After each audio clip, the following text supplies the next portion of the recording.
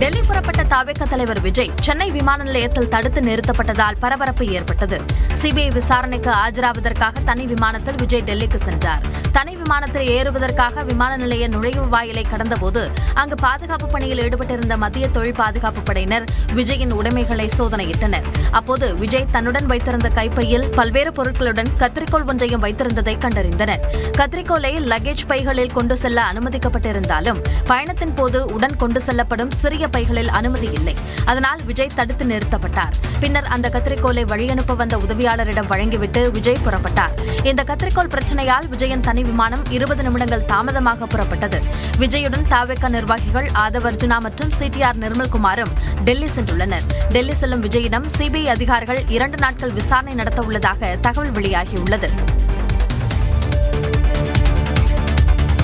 திமுக கூட்டணியில் காங்கிரஸ் தேமுதிகவிற்கு கூடுதல் தொகுதி ஒதுக்கப்படுகின்ற போது இடதுசாரி கட்சிகளுக்கு தர முடியாது என்று சொல்வதில் நியாயமில்லை என்று மார்க்சிஸ்ட் கம்யூனிஸ்ட் மாநில செயலாளர் சண்முகம் தெரிவித்துள்ளார். சிரமத்திற்கு மத்தியிலேதான் காங்கிரஸ் கட்சிக்கு கூடுதலான தொகுதி என்பது வழங்கப்பட்டிருக்கிறது.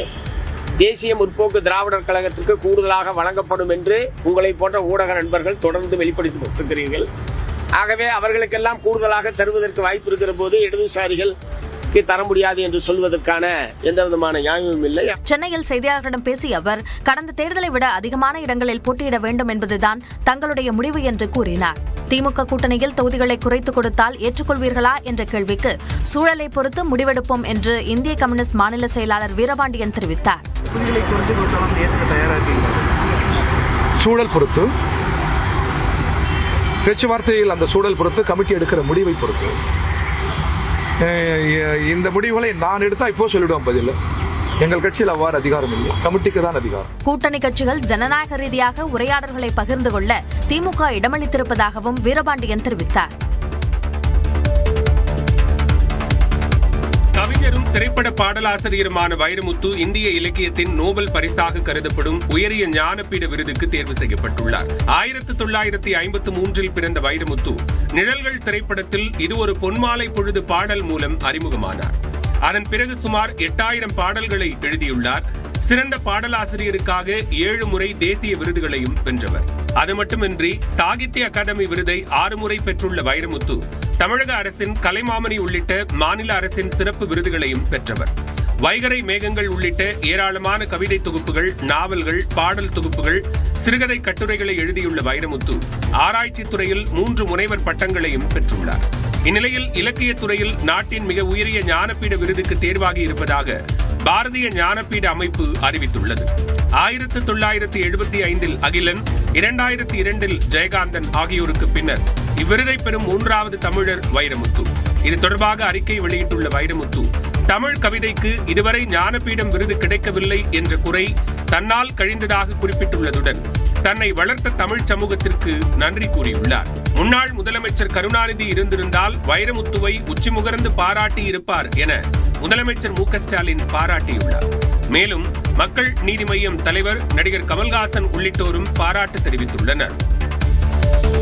தமிழ்நாட்டில் ஏற்பட்டுள்ள எரிவாயு தட்டுப்பாடு இடர்களை நீக்க உணவகங்கள், டீ கடைகளுக்கு மின்கட்டணத்தில் மானியம் உள்ளிட்ட சலுகைகளை தமிழ்நாடு அரசு அறிவித்துள்ளது. இதேபோல பல்வேறு துறைகளுக்கு சலுகைகள் அறிவிக்கப்பட்டுள்ளன.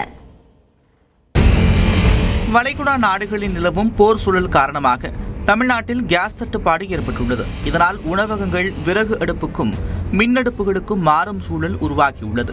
அதேபோல சிறு குறு மற்றும் நடுத்தர தொழில் நிறுவனங்களும் கடுமையாக பாதிக்கப்பட்டுள்ளன. இந்நிலையில் எரிபொருள் தட்டுப்பாடு இடர்பாடுகளை நீக்கி தொழில்துறை, உணவுப் பொருட்கள் உள்ளிட்ட பல்வேறு துறை தொழில்கள் சீராக நடைபெற எடுக்க வேண்டிய நடவடிக்கைகள் குறித்து முதலமைச்சர் மு க ஸ்டாலின் தலைமையில் ஆய்வுக் கூட்டம் நடைபெற்றது. தலைமைச் செயலகத்தில் நடைபெற்ற ஆய்வுக் கூட்டத்தில் பல்வேறு துறை சார்ந்த செயலாளர்கள் பங்கேற்றனர். இதில் உணவகங்கள், தொழில் நிறுவனங்களுக்கு பல்வேறு சலுகைகளை வழங்கி முதலமைச்சர் மு க ஸ்டாலின் உத்தரவிட்டுள்ளார். அதன்படி மின் கட்டணத்தில் மானியம் வழங்க வேண்டும் என்ற உணவக உரிமையாளர்களின் கோரிக்கையை முதலமைச்சர் மு க ஸ்டாலின் நிறைவேற்றியுள்ளார். உணவகங்கள், டீ கடைகள், கிளவுட் கிச்சன் உள்ளிட்ட எனிய வெரைட்டி இந்த எரிவாயுக்கு பதிலாக மின் அடுப்புகள் பயன்படுத்தும் போது ஏற்படும் கூடுதல் உங்களோட யூனிட் ஒன்றுக்கு 2 ரூபாய் மானியமாக முன்பு முதலமைச்சர் அறிவித்திருக்காரு. அதேபோன்று சிறு குறு மற்றும் நடுத்தர தொழில் நிறுவனங்களுக்கு பல்வேறு திட்டத்தின் கீழ் மின் அடுப்புகள், மின் சூடேற்றிகள் உள்ளிட்ட மின் உபகரணங்கள் வாங்க பல்வேறு திட்டத்தின் கீழ் மானியத்துடன் கடன் வாங்க முதலமைச்சர் ஆணையிட்டுள்ளார். பால் உற்பத்தியாளர்களிடமிருந்து ஆவின் பால் கூட்டுறவு சங்கங்களில் கட்டுப்பாடுகள் ஏதுமின்றி பால் பெற்றுக் கொள்ளவும், விவசாயிகள் உழவர் சந்தைகளில் எந்தவித கட்டுப்பாடுகளுமின்றி காய்கறிகள், பழங்கள் விற்பனை செய்யவும் நடவடிக்கை எடுக்க உத்தரவிட்டுள்ளார். பொது விநியோக திட்டத்தில் இந்த மாதம் கூடுதலாக 3228 கிலோ லிட்டர் மண்ணெண்ணெய் குடும்ப அட்டைதாரர்களுக்கு வழங்க முதலமைச்சர் ஆணையிட்டார். இந்நிலையில் தமிழ்நாட்டில் போதுமான பெட்ரோல், டீசல் கையிருப்பில் இருப்பதாகவும் பொதுமக்கள் அச்சம் கொள்ள தேவையில்லை என்றும் எண்ணெய் நிறுவனங்களின் ஒருங்கிணைப்பாளர் அண்ணாதுரை தெரிவித்துள்ளார். Petrol and diesel, motor spirit and diesel கையிருப்பு இப்போதைக்கு நம்ம சப்ளை பண்ணுற தமிழ்நாடு பூரா இருக்கிற டெர்மினல்ஸ்னு சொல்லுவோம் நாங்கள் எல்லாம், அது மூவாயி இருக்கிற ஸ்டாக்கே 9 நாளைக்கு வரும் இன்னையிலிருந்து. இப்போதைக்கு எந்த விதமான தடையும் இருக்காது பெட்ரோல் டீசலுக்கு. முன்னுரிமை அடிப்படையில் சிலிண்டர்கள் விநியோகம் செய்யப்படும் என்றும் எண்ணெய் நிறுவனங்களின் ஒருங்கிணைப்பாளர் அண்ணாதுரை கூறினார். வீட்டில் இருக்கிறவங்கள முக்கியமாக அவர்களுடைய தேவைகளை பார்த்து கொள்ள வேண்டும். ஹாஸ்பிட்டல்ஸ் நம்பர் 1 நமக்கு தேவை. அதுக்கு அடுத்து எஜுகேஷனல் இன்ஸ்டிடியூஷன்ஸ், அதாவது ஹாஸ்டல், நமது ஸ்டூடெண்ட்ஸ் இருக்கிற எல்லா விதமான ஹாஸ்டலுக்கும், ஸ்கூலு, காலேஜுக்கும் கொடுக்கலாம்னு சொல்லியும் அறிவுறுத்தப்பட்டிருக்கு. இப்போ இந்த மாதம் முடிவு வரையே ஸ்டாக் இருக்கு.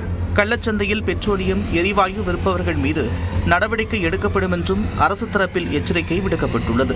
பிளாக் மார்க்கெட்டிங் மேலே கடுமையான நடவடிக்கை எடுக்க தலைமை செயலரும் முதலமைச்சரும், இவங்க பை சான்ஸ் யாராவது பிளாக் மார்க்கெட் பண்ணுறாங்க, ஏதாவது சில மாவட்டங்களில் பண்ணுறாங்க, அவங்க மேலேயும் தேவையில்லாமல் இந்த நேரத்தில் அந்த மாதிரி தவறுகளில் ஈடுபட வேண்டாம்.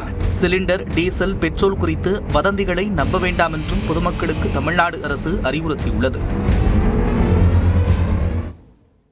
ஒரு நிமிட செய்தி தொகுப்புகள் சிலவற்றை பார்க்கலாம். தமிழ்நாடு உட்பட 5 மாநில சட்டமன்ற தேர்தலுக்கான தேதி வரும் 16ஆம் தேதிக்கு பிறகு அறிவிக்கப்படலாம் என்று தகவல் வெளியாகியுள்ளது. தமிழ்நாடு, புதுச்சேரி, கேரளா, மேற்கு வங்கம், அசாம் மாநில சட்டப்பேரவைகளின் பதவிக்காலம் மே மாதத்துடன் நிறைவடைய உள்ளது. இதனால் தேர்தலை நடத்துவதற்கான முன்னேற்பாடுகளை தேர்தல் ஆணையம் முடுக்கிவிட்டுள்ளது. சட்டப்பேரவை தேர்தலுக்கான தேதியை தேர்தல் ஆணையம் இன்று அல்லது நாளை அறிவிக்கலாம் என்று எதிர்பார்ப்பு நிலவியது. இந்நிலையில் தமிழ்நாடு உட்பட 5 மாநில தேர்தல் தேதி அறிவிப்பு மேலும் ஓரிரு நாட்கள் தாமதமாகலாம் என்று தகவல் வெளியாகியுள்ளது. மேற்கு வங்க மாநிலத்தில் இறுதி வாக்காளர் பட்டியலில் விடுபட்டவர்கள் விண்ணப்பிக்க திங்கட்கிழமை வரை அவகாசம் வழங்கப்பட்டுள்ளது. அதேபோல் தமிழ்நாடு உட்பட 10 மாநிலங்களில் மாநிலங்களவை தேர்தல் 16ஆம் தேதி நடைபெறுகிறது. மொத்தமுள்ள 37 மாநிலங்களவை இடங்களில் தமிழ்நாடு உள்ளிட்ட 7 மாநிலங்களில் 26 வேட்பாளர்கள் போட்டியின்றி தேர்வாகியுள்ளனர். மீதமுள்ள 11 இடங்களுக்கு போட்டி நிலவுகிறது. எனவே நாளை மறுநாள் மாநிலங்களவை தேர்தல் முடிந்த பின்னர் 5 மாநில தேர்தல் தேதியை அறிவிக்க தேர்தல் ஆணையம் திட்டமிட்டுள்ளது. தற்போதைய சூழலில் வரும் 16ஆம் தேதிக்கு பின்னர் தேர்தல் தேதி அறிவிக்கப்படும் என்று கூறப்படுகிறது. ஈரானுடன் இந்தியா நடத்திய தொடர் பேச்சுவார்த்தையால் பதற்றம் நிறைந்த ஹோர்முஸ் நீரிணையை இந்திய கப்பல்கள் கடக்க ஈரான் பச்சை கொடி காட்டியுள்ளது. அமெரிக்காவும் இஸ்ரேலும் ஈரான் மீது போர் தொடுத்த நிலையில் உலகின் 1/5 பங்கு கச்சா எண்ணெய் மற்றும் எரிவாயு கொண்டு செல்லப்படும் ஹோர்முஸ் நீரிணையை ஈரான் மூடியது. ஹோர்முஸை கப்பல்கள் கடக்க முயன்றால் தாக்கி அழிப்போம் என்றும் எச்சரித்தது. இதனால் கப்பல்கள் இந்தியாவிற்கு வராமல் எரிவாயு தட்டுப்பாடு ஏற்படும் நிலை உருவானது. இந்நிலையில் ஈரானிய அதிபர் செபஸ்கியானுடன் தொலைபேசியில் பேசிய பிரதமர் மோடி இந்தியாவுக்கு எரிவாயு தட்டுப்பாடின்றி கிடைக்க வேண்டும் என வலியுறுத்தினார். அதன் தொடர்ச்சியாக ஈரான் வெளியுறவுத்துறை அமைச்சர் அராக்சியுடன் மத்திய வெளியுறவுத்துறை அமைச்சர் ஜெய்சங்கர் தொடர்ந்து 4 சுற்று பேச்சுவார்த்தை நடத்தினார். இந்நிலையில் இந்தியாவின் ஷிவாலிக் மற்றும் நந்தாதேவி ஆகிய 2 இந்திய கப்பல்களை ஹோர்முஸ் நீரிணையை கடக்க ஈரான் அனுமதித்துள்ளது. ஷிவாலிக் கப்பலில் 55,000 டன் LPG எரிவாயுவும், நந்தாதேவி கப்பலில் 46,000 டன் எரிவாயுவும் வந்து கொண்டிருக்கின்றன. வளைகுடாவில் தற்பொழுது 20க்கும் மேற்பட்ட இந்திய கப்பல்கள் இருப்பதாக மத்திய அரசு தெரிவித்துள்ளது.